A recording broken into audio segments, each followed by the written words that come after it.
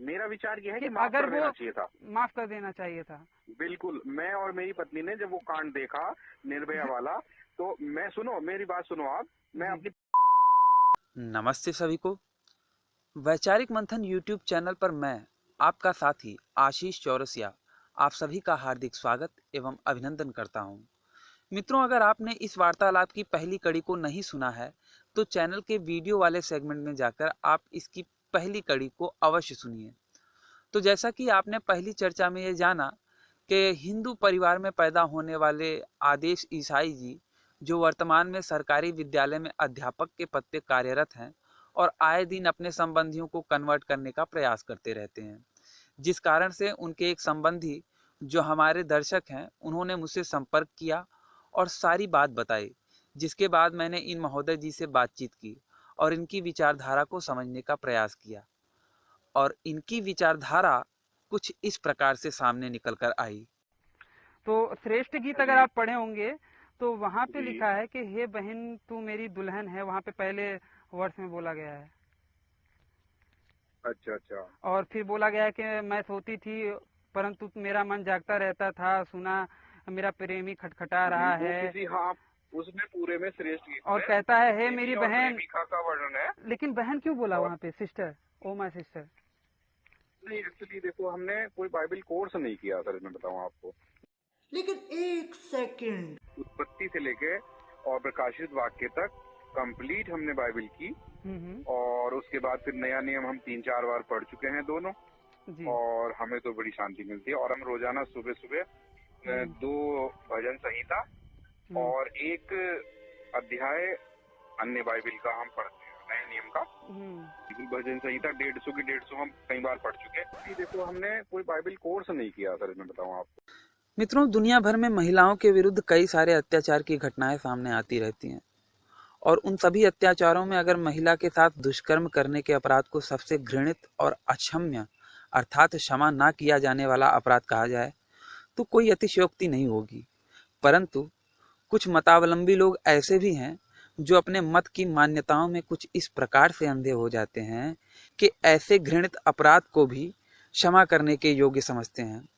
और ऐसे ही लोगों में से एक हैं मिस्टर आदेश ईसाई जी, जो दिल्ली में हुए निर्भया कांड के आरोपियों को भी क्षमा करने की बात करते हैं, क्योंकि इनकी तथाकथित पवित्र पुस्तक में उल्लेखित इनके जो नबी लोग हैं और उनके परिवारजन हैं, वो भी अपनी माताओं एवं बहनों के साथ कुछ इसी प्रकार के कुकृत्य करते हुए देखे जाते हैं। इसीलिए ये इस प्रकार के दुष्कर्मों को भी क्षमा करने की बात करते हैं, जबकि धर्म कहता है कि अवश्यमेव भुक्तव्यम कृतम कर्म फल शुभाशुभम, अर्थात जो भी शुभ या अशुभ कर्म तुम करोगे उसका फल तुम्हें ही भोगना पड़ेगा, ना उससे कम ना उससे ज्यादा। जितना किया है उतना बराबर ही भोगना पड़ेगा। ऐसा नहीं होगा कि कोई तुम्हारे हिस्से का दंड स्वयं भोग लेगा और तुम्हें क्षमा कर दिया जाएगा। जबकि मसीही लोगों की पवित्र शास्त्र में बताया गया है कि कोई भी अशुभ कर्म कर लोगे तो उसका फल यीशु अपने ऊपर लेकर तुम्हें क्षमा कर देगा। शुक्र है कि अमेरिका की जो न्याय व्यवस्था है, जो वहाँ का कानून है, वो क्रिश्चियनिटी के सिद्धांतों पर नहीं चलता। नहीं तो अगर बिन लादेन ट्विन टावर उड़ाने के बाद गिल्टी फील करता तो ये लोग उसे भी क्षमा करके उसके साथ हालेलुया करने लग जाते। तो मित्रों, इन्हीं विषय पर मेरी आदेश जी के साथ जो चर्चा हुई है वही चर्चा मैं आज आप लोगों के सामने रख रहा हूं। आप सब भी सुनिए एवं निर्णय लीजिए। आप जीसस को भी पिता कहते हो, लेकिन मैरी मैगडेलन को माँ नहीं कहते ना? नहीं, जीसस को पिता कौन कह रहा है मुझे बताइए आप। मैं नहीं कहता। परम पिता परमेश्वर कौन है? सारा कुछ पढ़ा है। परम पिता परमेश्वर कौन है? पिता, नहीं बात पुत्र और पवित्र आत्मा। पिता का ये परम पिता, पुत्र और पवित्र आत्मा। ये जीसस ईश्वर नहीं थे? नहीं, जीसस परमेश्वर के द्वारा भेजे गए एक बलिदान के मेमने थे, जिनके लहू में हमारी शुद्धि होती है, हमारे पाप धुलते हैं। और उस बलिदान के मेमने ने कोड़े खाए हमारे लिए, वो क्रूस पे चढ़ा, रक्त बहाया हमारे लिए, और वो तीसरे दिन जी उठा हमारे लिए। आपके लिए? जी बिल्कुल मेरे लिए साहब। बिल्कुल मेरे लिए। भाई आप भाई इस भाई बात भाई पे भाई विश्वास कीजिए, आप नहीं भी नहीं, चर्च पे गए एक होंगे तो बात आपने ये कॉन्सेप्ट सुना होगा। नहीं, इस पे डाउट था इसीलिए तो मैंने कहा, और उस पे कोई जी जवाब जी नहीं जी। दिया। हो सकता है आप जवाब दे सको तो मेरा डाउट क्लियर हो जाए। हाँ बिल्कुल बिल्कुल ये था बिल्कुल, कि बताइए। आपके लिए उन्होंने अपना सूली पे लटके, जी जी बिल्कुल आपके मेरे लिए लिए बिल्कुल 100%। आपके लिए उन्होंने ये सजा दे ली, ठीक है। जी बिल्कुल बिल्कुल अब मेरे लिए। मैं कह रहा हूँ कि आप पैदा हुए, अब जी जी जी। उस टाइम पे तो पैदा हुए नहीं थे, आप यीशु के बाद पैदा हुए, सूली पे लटकाए हाँ जाने के बिल्कुल बाद। बिल्कुल बिल्कुल बिल्कुल बिल्कुल तो बिल्कुल। मतलब कि यीशु को पहले ही सजा दे दी गई, हाँ बिल्कुल बिल्कुल। और ये ईश्वर का न्याय ईश्वर ने नहीं करवाया था, ईश्वर की नहीं इच्छा से ही ये हुआ था देखो, ना, हाँ ईश्वर ने अपने प्रिय पुत्र को इसलिए भेजा कि छुड़ौती के संसार लिए, में जो छुड़ौती के भी लिए। उनके। जी जी जी तो मैं ये कहता हूँ भाई, ये कैसा जी ईश्वर है, और ये ईश्वर का कैसा नियम है कि पाप करे कोई और सजा मिले किसी जी। दूसरे को, प्लस हाँ इसके लिए मैं आपको एक पाप छोटी सी करने से कहानी सुनाता पहले हूँ। ही, पाप करने से सर पहले ही उसका सजा दे बिल्कुल दिया जाए। बिल्कुल बिल्कुल बिल्कुल सर, इसके लिए मैं 1 मिनट का समय आपसे चाहता हूँ, केवल 1 मिनट। एक छोटी सी कहानी मैं आपको सुनाता हूँ। जी आप बिल्कुल थोड़ा सा बस 1 मिनट उसको आप सुन लीजिए बिल्कुल बिना बिल्कुल। विघ्न के। जी। एक बार क्या होता है कि एक सैनिक है जो मतलब एक टूर सैनिकों का ले जाया जाता है जिसमें उनको फैमिली के साथ जाने की इजाजत होती है, हम्म, और वो टूर जाता है 15 दिन के लिए कहीं। हम्म, तो उसमें जो उन सैनिकों की टुकड़ी का जो नायक होता है, हम्म, तो सर वो सबको कहता है कि देख लीजिए भाई, हम 15 दिन के लिए वहाँ जा रहे हैं, हम्म, आप अपने 15 दिन की खाने पीने की व्यवस्था रख लीजिए, हम्म, और सारा बंदोबस्त आपको सबको अपने साथ लेके चलना है। हम्म, हम 15 दिन वहाँ रहेंगे, अपने परिवार के साथ एक टूर पे जा रहे हैं, जी, लेकिन कोई भी किसी तरह की चोरी चकारी ना हो, एक दूसरे की चीजें ना उठाएं, इसलिए आप सब पर्याप्त भोजन अपने पास रख लीजिए। हम्म, अगर कोई वहाँ पे गलती हुई, कोई मिस्टेक हुई, तो उसको 15 कोड़ों की सजा मिलेगी, ठीक है, और मैं तुरंत उसको निष्कासित कर दूंगा वहाँ से। जी आप सब लोग हमारे साथ चलें। तो वो भी अपनी फैमिली को लेके गए थे, जी, और सभी लोग अपने अपने परिवार को लेके गए और वहाँ टूर पे पहुंचे। हम्म, तो सर पहले 3-4 दिन सब शांति रही, कोई दिक्कत रही, सब लोग अपना मौज मस्ती की इधर उधर। उन्होंने, वो सैनिक टूर था, उन्होंने अपने सैनिक के जो गाइडेंस थे वो भी सब किए और फैमिली को भी घुमाया। लेकिन चौथे दिन क्या हुआ कि एक आदमी के यहाँ से कुछ चोरी हो गया, भोजन जैसे रोटी या कुछ भी, कोई बहुत अच्छी चीज, बिस्कुट का पैकेट या कुछ भी ऐसी बहुत अच्छी चीज जो थी वो चोरी हो गई खाने की। अब वो सब पड़ताल की गई साहब, इधर उधर ढूंढा गया, क्या हुआ क्या नहीं हुआ, भाई चोरी हो गई या ये कैसे हो गया। जब सब लोग 15 दिन का खाना अपने लिए पर्याप्त भोजन लाए हैं, तो यार ये चोरी की गुंजाइश कहाँ से आ गई। जब ढूंढा गया, इधर ढूंढा उधर ढूंढा, तो साहब पता लगा कि जो नायक हैं उनकी माता जी ने चोरी की है। ठीक है, हाँ वो उनके साथ थी, उनकी माता जी ने चोरी की। अब साहब ये पता लग गया सबको कि आज चोरी की गई है, और जो नायक हैं उनकी माता जी ने चुराया। उनको वो बहुत पसंद आया खाने की चीज, और उन्होंने चुरा लिया। अब जब चुरा लिया तो सब लोग कहने लगे साहब ये सजा तय थी, देखो 15 कोड़े लगने थे, लेकिन सर आप हमारे सीनियर हैं, आप हमारी टीम टुकड़ी के नायक हैं, इसलिए आपकी माता जी ने अगर ऐसा किया है चलो छोड़ दीजिए, कोई बात नहीं। तो उन्होंने अपने एक सैनिक को बुलाया, उसको कोड़ा थमाया, बोले देखो नहीं, मेरी माँ हो, मेरी बहन हो, मेरी पत्नी हो, या तुम में से कोई भी हो, भाई तुम्हारी जो माता बहनें हैं वो भी मेरे लिए समान है। हाँ, अब मेरी माता ने अगर गलती की है तो मैं इसको सजा जरूर दूंगा, इन्हें ये करना नहीं चाहिए था जब हमने सब कुछ पहले से समझाया हुआ है। अब उन्होंने अपने सैनिक को कोड़ा दे के और कहा इनको मारिए। जब वो कोड़े मारने लगे, वो तुरंत लड़का अपनी माता की जो है ऊपर से कमर पे वो खड़ा हो गया, और वो 15 के 15 कोड़े उस नायक को लगे। तो वो जो मारने वाला था पहले तो वो हिल गया, लेकिन उन्होंने जोर से कहा कोड़े मारिए। तो वो 15 कोड़े लगे, लेकिन वो नायक के लगे। अब जब वो वहां से हट गए तो सबने पूछा साहब ये आपने बहुत बड़ी गलत काम किया, जब कोड़े की सजा या तो आपको देनी नहीं थी, और अगर दी है तो आपको नहीं खाने थे, आपकी माता को लगने चाहिए थे। उन्होंने कहा देखो मैं तुम्हारा नायक हूँ तो मुझे सजा तो देनी थी, लेकिन ये मेरी माँ है, मैं इसको प्यार करता हूँ, इसलिए सजा मैंने अपने कमर पे ले ली। तो सर वो हमारे भाई हैं, मेरे बड़े भाई हैं, यीशु मसीह मेरे सच्चे चरवाहे हैं और मेरे उत्तम गुरु हैं, जी। जिन्होंने अब ये मेरे कहानी पे लिए ही मैं पहले से थोड़ा कोड़े सा, खा लिए। मैं इस कहानी पे ही कहूँगा, जी, माता जी, जी जी, ने वो फल खा लिया था, वो खाने की सामान खा ली थी, उसके बाद जी, उन्होंने जी, सजा झेली ना। जी जी जी जी जी। ऐसा तो नहीं था कि माता जी खाने से पहले ही वो सजा झेल लिए। नहीं नहीं नहीं, लेकिन एक या बात फिर वो बताइए पैदा मुझे, हुए थे तभी वो कोड़े खा लिए नहीं, थे? वेदों में ही ऋग्वेद में है वो। एक्चुअली मेरे पास पर्चा नहीं रखा, मैं वो शायद मेरे घर पे रह गया, मैं यहाँ पे ससुराल में हूँ। वेदों में ही ऋग्वेद में एक जगह दिया हुआ है किसी मंडल के किसी श्लोक में, वो मेरे पास है। एक जगह नहीं, 2-3 जगह आप है। मुझे बताएं, मैं अभी चेक कर लेता हूँ। सर एक मिनट सर प्लीज। तो उसमें लिखा हुआ है कि हम सब पापी हैं, हे परमेश्वर हमें इस पाप से मुक्ति दिलाइए। ये आज नहीं, ये लिखा हुआ है। आप बताते हैं 5000 साल पहले या 10,000 साल पहले, जब भी वेद लिखे गए होंगे उस समय लिखा हुआ है कि हम सब पापी हैं, हे परमेश्वर हमें इस पाप से मुक्ति देने का जो है उपाय कीजिए। इस तरह से बताया गया है। नहीं लिखा हुआ उसमें है, नहीं लिखा नहीं, हुआ मैं है। आपको उसका मैंने भी रेफरेंस पढ़ा दूंगा है, आपको। मैंने भी पढ़ा है, और आप मुझे रेफरेंस देंगे तो मैं चेक करके आपको बता दूंगा। जी जी जी जी बिल्कुल बिल्कुल, मुझे थोड़ा सा कहीं से मतलब ये क्योंकि जानकारी ये मिली थी। आपकी आधी अधूरी जानकारी है ना, आपने पढ़ा नहीं है। अच्छा। आधी अधूरी तो जानकारी देखिए पढ़ी। सर, ये चीज है कि वाकई आप ईमानदारी से मानिए कि कोई भी धर्मी है इस समय जिसने बिल्कुल प्योर धर्म किया हो, और वो प्योर बिल्कुल एक भी पाप ना किया हो जीवन में। कई लोग हैं, हम ना जानते हो, नहीं, हम ना नहीं जानते हो, मिलेंगे। लेकिन कई लोग नहीं हैं, मिलेंगे बिल्कुल। होंगे भाई, जिन्होंने कई लोग बिल्कुल होंगे। झूठ ना बोला हो, जिन्होंने बिल्कुल किसी तरह का पाप न किया हो अनजाने में और या जानबूझ के किसी भी तरीके से। हो सकता है, पॉसिबिलिटी है।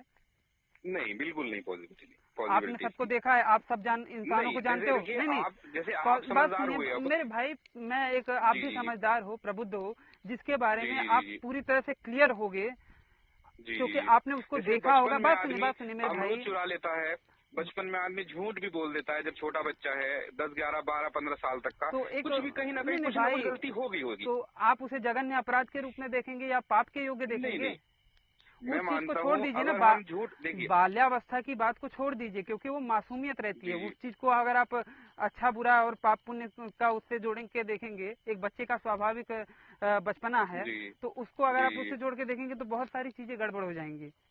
जी सही बात है। तो उस हिसाब से अब देखिए, हमने हर एक को जाके चेक नहीं किया है ना, हम केवल पॉसिबिलिटी बता सकते हैं। तो आप पूरी तरह से नकार नहीं सकते उस बात को, और मैं पूरी तरह से उसको वो नहीं कर सकता। पॉसिबिलिटी है। जी। लेकिन यीशु मसीह के बलिदान में आपको कहाँ तक क्या शक आया? मैंने बोला, आप क्रिश्चियनिटी में गए तो देखिए, मैं मानता हूँ कि चलिए अब्राहम ने बहन की वाली बात कही, या मान लीजिए दाऊद ने श्रेष्ठ गीत लिखा। प्यारे भाई, इसी पे बात करते हैं ना, इसी पे ये यीशु की बलि के ऊपर ही बात करते हैं, कुर्बानी। जी। तो इसी पे बात करते हैं कि क्या मतलब आप ये कह रहे हैं कि हमारे पापों की वजह से। अब जैसे मैंने किसी का हाथ डाले, तो ये जो मैंने पाप किया है, इसके लिए यीशु पहले से ही पापों के सूली पे चढ़ गए हैं, मतलब उनको सूली पे लगाया जा चुका है। यीशु को जानने से पहले मैंने जो गलतियां की, अगर वो हम गलती को मान लेते हैं, उसमें लिखा भी है कि अगर हम अपने पाप को मान लें तो हमारा जो मसीह है, यीशु मसीह, वो हमारे पाप को क्षमा करने और हमें जो है उससे मुक्त करने के लिए विश्वास योग्य और धर्मी है। ये पौलुस की किसी पत्री में दिया हुआ है। जी नहीं, मैं ये कह रहा हूँ कि जो मुझसे ऐसा ही बात कहता है ना, एक बार मुझसे एक पास्टर जी ने ये बात कही थी, तो मैंने उनको बड़ी शालीनता से कहा था कि पास्टर जी, आप जैसा कह रहे हो, अगर मैं आपकी बेटी का बुरा मत मानिएगा, मैंने मतलब उनको पास्टर जी को कहा था कि मैं अगर आपकी बेटी का प्यार करूं, फिर उसके बाद में मुझे सच्चाई के बारे में पता चले, यीशु के बारे में और पिता के बारे में पता चले, और मैं सच्चे दिल से जाऊं और ईसाई बन जाऊं और ईश्वर के मार्ग को अपना लूं आपके हिसाब से, तो क्या आप मुझे क्षमा कर दोगे? या फिर आपकी बेटी के साथ जो मैंने किया वो बेटी के साथ न्याय होगा? नहीं, ये कई लोगों के साथ ऐसा हुआ कि जो केस थे, लेकिन जब उन्होंने रिपेंट किया, जब उन्होंने सच्ची परमेश्वर की वाचा को जाना, तो उन्होंने वाकई वो सारी चीजें, वो एक सीरियल किलर थे एक मुंबई के, उन्होंने जब ये जाना कि मैं गुनाह करता था, और वो आज इतने बड़े संत हो गए कि उन्होंने पूरे मंच से हजारों आदमियों के बीच इस बात की जो है बात ये स्वीकार की, और उन्होंने जब एक पास्टर की, मुझे लगता है मुंबई पुलिस के कानों में बात नहीं पहुंची होगी, नहीं तो तुरंत उनको गिरफ्तार कर लेते। नहीं, मैंने वो वीडियो देखा, और नहीं, क्योंकि मुंबई पुलिस कर्म सिद्धांत पे, देखिए दुनिया कर्म सिद्धांत पे ही चलती है ना, जैसा आपने किया है उसका फल आपको भोगना पड़ेगा। और बात जी ये है भाई कि जी मैंने जैसा कि आपको बताया, आप मुझे वो दूसरा बताने जी लगे, हालांकि उसमें भी बहुत जी पेच आ जाएगा, लेकिन मैं जी मेन जी मुद्दे पे जी ही रहना चाहता हूँ कि हाँ भाई ठीक ठीक ठीक अ, ठीक जी अगर जैसे उस पास्टर जी ने कहा था, तो मैं जी उनसे कहा कि भैया या फिर आप थोड़ा सा एक प्रबुद्ध होके ब्रॉड माइंड के साथ ये सोच सकते हैं। मैं जी एक जी एग्जांपल के लिए बता रहा हूँ कि अगर उस बिल्कुल बिल्कुल पास्टर की जगह पे आप होते और मैं आपसे ऐसा कहता, तो जी आपके अंदर की भावनाएं कैसी होती? हाँ, ये एक सामान्य आदमी जो है वो भावनाएं उसकी ज्यादा आक्रामक होती हैं, क्योंकि हम लोग उस मनोदशा तक नहीं है कि हम किसी को क्षमा कर सकें, क्योंकि अभी आदमी धीरे धीरे जब बढ़ता है, लेकिन एक अगर वाकई कोई सच्चा तो मतलब मसीही है नहीं नहीं हाँ, जी ठीक ठीक है, हाँ बोलिए बोलिए। जी जी तो वो कर सकता है वाकई क्षमा। आज तक किसी ने नहीं किया नहीं ऐसे वाकई कई मैं आपको ये यहाँ पे बता सकता हूँ, यूरोपीय जी कंट्रियों जी में कई जी सारे जी पास्टर की बेटियों के साथ वगैरह हुए हैं, और जी पास्टर जी ने बाकायदा जी एक अच्छी खासी मुहिम छेड़ी है। और एक मुझे याद नहीं आ रहा है, रियल जी रियल घटना पे ही इंस्पायर होकर वो स्टोरी बनी थी कि जी एक था, उसने उसकी बेटी का जी प्यार किया था, फिर उसके बाद काफी समय बाद वो दाढ़ियां वगैरह बढ़ा के और वो पास्टर बन के ही आता है, अच्छा पास्टर बन जाता है वो भी। और जी वो पास्टर बुढ़ा हो गया रहता है, तब उसके सामने आता है और फिर वो उसके उसके खिलाफ मुकदमा लड़ता है। जी तो उस तरह से, और वो रियल घटना से इंस्पायर है। तो उस तरह से जी देखा जाए तो ऐसा नहीं है भाई कोई और जी वो पास्टर बचपन से ही वो कर रहा था, तो उस तरह से देखा जी जाए ऐसा नहीं होता। एक सामान्य जी इंसान, और बात यह है कि चलो आपने क्षमा कर दिया, ठीक है, जी जी आपने क्षमा जी कर दिया, लेकिन जी आपकी उस बेटी के साथ न्याय हुआ? मानवता के लिहाज से बताइएगा कि आपने मुझे क्षमा कर दिया, लेकिन मैंने जी उस पुत्री के साथ जो गलत कर्म किए, उसके जी साथ, उस पीड़ा के साथ उसका न्याय कैसे होगा? उसके साथ कहाँ न्याय हुआ? जी जी बिल्कुल सही बात है। आप उस हिसाब से तो देखा जाए तो नहीं है, लेकिन फिर भी ये देखिए, एक अगर मान लो कोई आदमी आया, उसने उससे गलती हुई, वो चाहे यही गलती जो आप कह रहे हैं यही गलती हुई हो, लेकिन अगर वो सच्चे हृदय से आगे खड़ा हो गया, उसको ये रिपेंड हुआ, उसको ये एहसास हुआ उसकी गलती का, उसके पाप का, और वो आपके खड़ा हो गया, बोला साहब जो हो गया, अगर मान लो गलती हो गई, आप चाहे अब मेरा गला काट दीजिए, मैं आपके सामने खड़ा हूँ और मैं इससे शादी करना चाहता हूँ, मैं वो मान लो अनमेरिड है या कुछ जैसा भी है, और वो कहता है मैरिड कि होगी साहब ना, मैं इससे शादी क्योंकि है। मैं जो आपको कहानी बता रहा था उसमें वो मैरिड ही रहती है। अच्छा अच्छा, हम्म, तो अगर वो माफी मांगे और वो कहे कि साहब तो आप चाहे मुझे मार दीजिए, कुछ भी कर दीजिए, मैं आपके सामने हूँ, आप चाहे मुझे जो सजा दे दीजिए, लेकिन मैं उस चीज को एहसास कर रहा हूँ, तो इंसानियत के नाते ये आदमी शायद कर दे, क्योंकि अगर उसके इंसानियत हृदय में क्षमा इंसानियत वाली बात है, बात ये है भाई या कि उस लड़की से भी अगर वो माफी मांग ले तो शायद वो भी कर दे माफ। लड़की नहीं माफ कर सकती भाई। आप एक नहीं, एक अगर देखिए, आदमी बात एक सुनिए, सच्चे हृदय से एक माफी मांगता नहीं ना, एक आदमी रेप, ये सब करने के बाद नेतागिरी दिखाता है। प्यारे भाई आपको क्या जी लगता है कि जो जी ये केस हुआ था निर्भया वाला, जी जी अगर वो जी निर्भया जी आज जिंदा रही होती और वो पांचों गिड़गिड़ाते वो करते, तो आप उनको क्षमा करने का हक में थे? नहीं, लेकिन उन्होंने देखो, या उन्होंने फिर कभी भी हैदराबाद में उनकी हैदराबाद में जो माता से या चार कभी किसी, उन्होंने नहीं, मैं बताऊं, हाँ, उन्होंने राष्ट्रपति से तो तमाम भेजा, राजनीति तो उन्होंने बहुत की, नेतागिरी तो बहुत दिखाई उन्होंने, नेतागिरी की बात लेकिन छोड़ दीजिए, क्या मैं उन्होंने ह्यूमैनिटी की बात कर रहा निर्भया हूँ। की माँ से या बाप से माफी मांगने की कोशिश की कभी?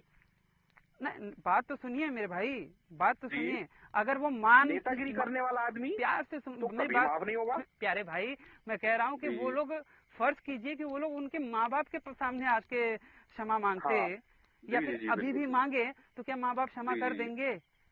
जिसकी बेटी कुछ हद के तक वो देखिए, वो और वो उसका दुष्टता वो अंतड़ियां दुष्टता फट गई हों। अक्षम्य थी वाकई, लेकिन कभी उन्होंने कोशिश की उनके माता पिता से माफी मांगने की? उन्होंने राजनीति बहुत की, हथकंडे तमाम अपनाए, नहीं नहीं राष्ट्रपति के साथ नाबालिग बालिग ये वो नहीं नहीं, फलाना ढिमकाना। प्यारे भाई मैं जी उसका वो नहीं कह रहा, क्या हुआ था वो जी उस पे मैं नहीं कह रहा, मैं कह रहा हूँ कि उस पे आपका विचार क्या है मेरा विचार यह है कि कि माफ अगर कर वो देना चाहिए था। माफ कर देना चाहिए था?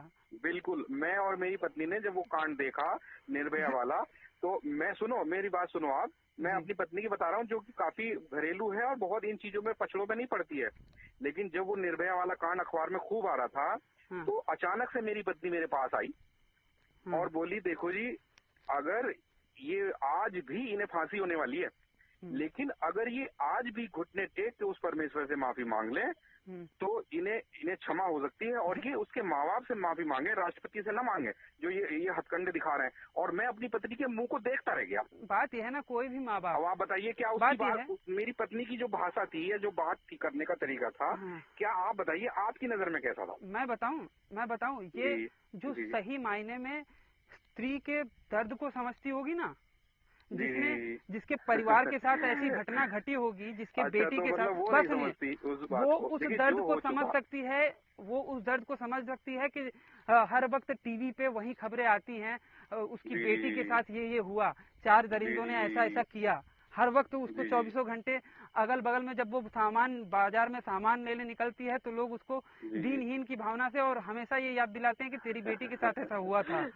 वो जो इतना दुख झेलती है, अगर वो कह दे, अगर वो कह दे, बात सुनिए, सच्चे मसीही बन के आ जाए वो लोग और ऐसा कह दे ना, और अगर वो माफ कर दे तो समझो कि वो माँ थी ही नहीं, कुमाता थी, वो उसको बेटी से प्यार ही नहीं था, वो उसकी सगी बेटी थी ही नहीं। मेरी एक बात का छोटी सी बात का जवाब दीजिए आप।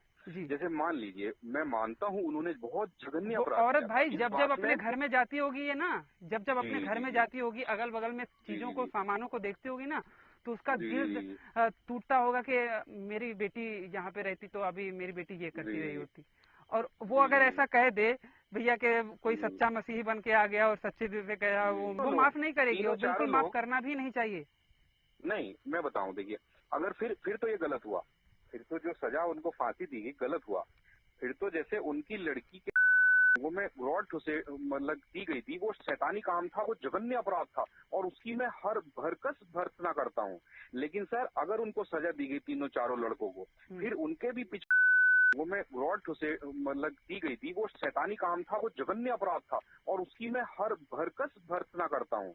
लेकिन सर, अगर उनको सजा दी गई तीनों चारों लड़कों को, फिर उनके भी पीछे रॉड घुसे करके मारना चाहिए था। तो आपकी बीवी श्रीमती जी जो कह रही है वो गलत है? नहीं, आपके अनुसार सर, आपके अनुसार नहीं, कोई भी होगा। हमारी ये बात अपराध नहीं प्यारे भाई, हमारी ये बात जो भी सुनेगा, हमारी ये जो भी आप अपनी, मैं कह रहा हूँ, अगर मैं आप अपने बच्चे से ऐसा कहो कि ऐसा ऐसा अगर हो जाए और मेरे माँ बाप मतलब हम लोग क्षमा कर दें, तो क्या कोई भी हो, किसी की भी हो, अगर कोई बाप अपनी बेटी को कहे, मैं अगर अपनी बेटी को कहूँ कि बेटी तेरे साथ ऐसा ऐसा हो जाएगा और ये हो जाएगा तो मैं क्षमा कर दूंगा, तू सही रहेगी, तुझे खुशी होगी?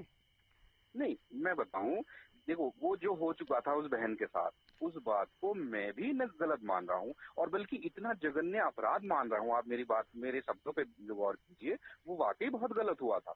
लेकिन वो लोग अगर सच्चे हृदय से माफी मांगते, उनके माँ बाप से माफी मांगते, अपने वकील से कहते मेरी उनसे मुलाकात कराइए, वो मेरी गर्दन वो काट दे, मैं उनके सामने माफी मांगना चाहता हूँ, और वो सच्चे हृदय से उन माँ बाप के सामने आते और वो कहते लीजिए आप मेरे साथ जो कुछ कीजिए, मैंने किया, मैं उस समय शैतानी, मेरा दिमाग, मैं पागल था, और मैं आज आपके चरणों में पड़ा हूँ, आप मुझे मार दीजिए, मुझे अगर उनको खून माफ की, अगर उनको सरकार फैसिलिटी दे देती ना, फांसी हो जाती, तुरंत गोली मारते उसको, फांसी हो जाती। नहीं, बात सुनिए, लेकिन तुरंत अपने हाथों से उसको ज्यादा सुकून मिलता। अगर ये बातचीत हमारी, अगर वो बाप भी सुनेगा ना, एक बात कह रहा हूँ, तो वो भी कहेगा कि बिल्कुल बेटा मैं यही करूंगा, आज भी अगर मिल जाए तो मैं अभी भेजा खाली कर दूं।